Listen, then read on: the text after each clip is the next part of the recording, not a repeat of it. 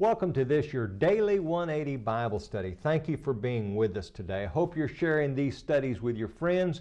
I hope you're taking time to study along with us and learn and grow and become what God would have you to be. 2017 is right around the corner. What if in 2017 you had the audacity to reach out and be more than you've been in the past? What about a new you for a new year?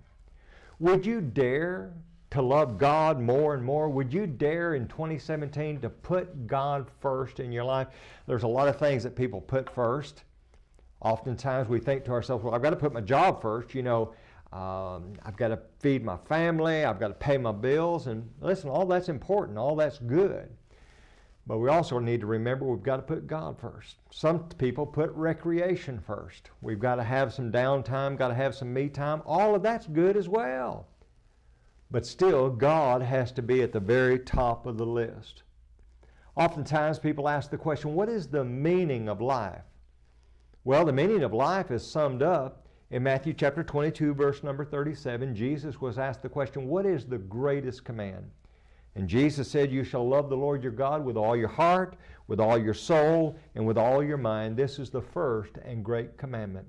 That's what life's all about. That's the reason why we're here. We're here to learn to love God. And that's what life is all about. And to do that, we've got to make Him number one in our life.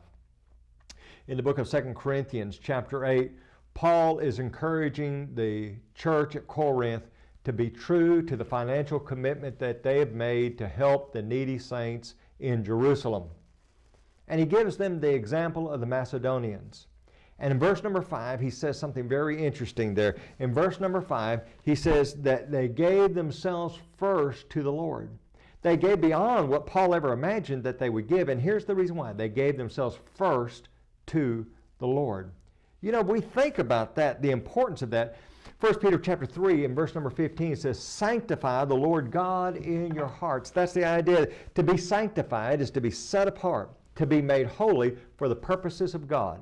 Your heart needs to be set aside for the purposes of God. Make Him number one in your life. Now let me ask you this question. Think about this for just a moment.